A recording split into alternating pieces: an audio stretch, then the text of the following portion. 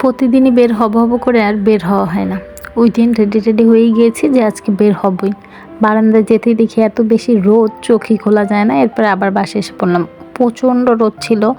তখন ৫টা অলমোস্ট বাজে, তারপর এত রোদ। প্রতিদিনই হচ্ছে এই রোদের কারণেই বের হব করেও আবার বের হওয়া হয় না।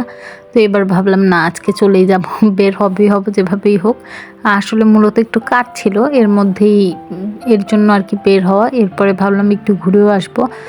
এরপর কাজ শেষ করে আমরা হচ্ছে একটু শীতলক্ষ্যা নদীর ওইখানে গেলাম। অনেকক্ষণ দাঁড়িয়েছিলাম ওইখানে। আকাশটা ওই দিন অনেক সুন্দর ছিল, রোদও ছিল অনেক, আকাশটাও সুন্দর ছিল অনেক। এরপরে ওইখানে হচ্ছে আবার খেলা দেখাচ্ছিল। একটা বাচ্চা মাথার উপরে উঠে কি জানি খেলছিল, মানে কি খেলছিল, কি মানে খেলা দেখাচ্ছিল মাথার উপরে বাচ্চাটাকে রেখে।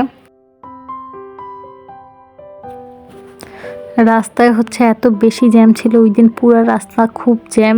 এইখান থেকে এইখানে যেতেই হচ্ছে ২-৩ ঘন্টা লেগে গেছে, যে এত জ্যাম। এরপরে হচ্ছে সন্ধ্যা পর্যন্ত ছিলাম ওই নদীর পাড়ে দাঁড়িয়েছিলাম। এরপরে হচ্ছে গেলাম কিছু খাওয়া দাওয়া করতে, যেহেতু সন্ধ্যা হয়ে গিয়েছে।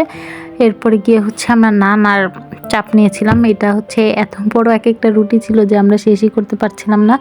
এরপরে এই তো অনেকক্ষণ থাকলাম। এরপরে আবার রওনা দিলাম। আস্তে আস্তে মানে যাওয়ার সময় এত বেশি জ্যাম ছিল, আসার সময়ও জ্যাম। এখনই দেখি মানুষ মিছিল টিছিল করতেছে ভোটের জন্য।